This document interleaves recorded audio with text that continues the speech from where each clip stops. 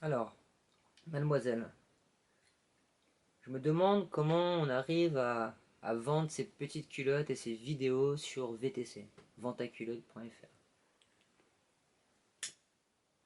Ben, en fait, un beau jour, je suis tombée sur ce site par hasard et je me suis dit comment autant de fétichistes pouvaient être regroupés au même endroit et comment cela pouvait marcher de vendre ces culottes sales. Enfin, c'est un marché dont qu'on ne penserait pas exister. Oui. Et au final, il existe. Et il existe bien et bien. Mm.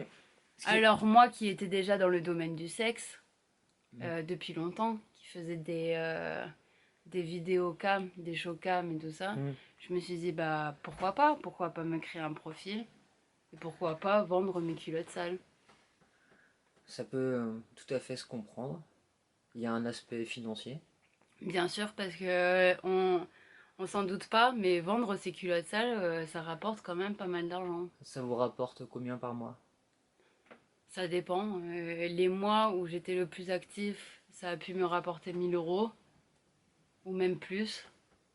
Et les mois les moins actifs, au minimum 500 euros.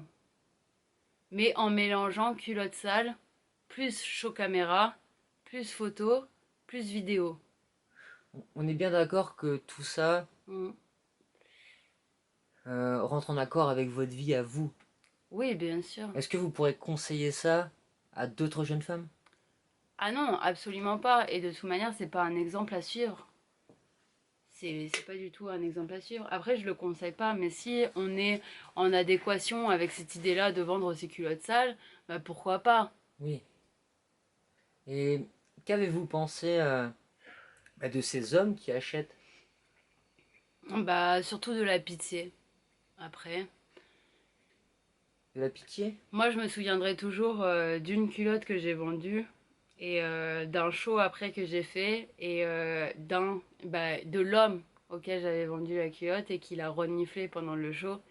Et c'était vraiment étrange, c'était vraiment bizarre. Ouais, c'était un peu sale. Un peu malaisant aussi. Ouais. Puis il y en a, on va se le dire, qui ont des demandes super particulières. Auquel vous ne pouvez pas répondre. Pas forcément, sans être mal à l'aise, quoi. Mais est-ce qu'au final, ces hommes-là sont respectueux ou pas? Oui, il y a qu'un homme, surtout ceux que j'ai fait, qui n'étaient pas respectueux. Sinon, tous les autres étaient respectueux. Hmm. Très respectueux. Et puis je pense que la plupart demandent juste à parler. Et d'ailleurs, il y a une vidéo que j'ai fait qui s'appelle Tu es en face de moi, où je parle à l'homme qui regarde la caméra. Il s'attend à voir quelqu'un se dénuder. Et c'est ce que je fais au début de la vidéo. Mais je coupe et je commence à lui parler. Et cette vidéo, c'est la vidéo que j'ai plus vendue parmi toutes mes vidéos. Parce que en fait, les hommes qui sont là-dessus, ils demandent juste à parler. Ils sont seuls, ils ont envie De sexe. de communiquer avec quelqu'un. En fait, Ils traduisent leur voilà, solitude par le par sexe. le sexe, voilà. En fait, ils veulent communiquer, mais ils savent pas comment faire. Ils connaissent le sexe et ils veulent passer par le sexe, par ça. Et en fait, un bon nombre de filles ne comprennent pas ce truc-là, qu'en fait, ils veulent juste parler au final. Mais c'est comme moi et c'est comme toutes les filles qui sont sur ce site. Oui. Au final, c'est un besoin de communication avant tout. Parce que Et, même et, le sexe, quand et, tu... Oui. et, et tu penses que toutes les filles, toutes les Hmm. femmes qui sont sur ce site n'ont pas elles aussi envie de sexe? Si, bien sûr. Et moi, ce serait de mentir de dire que des fois, je prends pas du plaisir à faire ça. Hmm. Bien sûr, bien sûr. Si, il y en a que... Après, il y a l'aspect financier aussi On y revient. qui, On y revient toujours à cet aspect financier.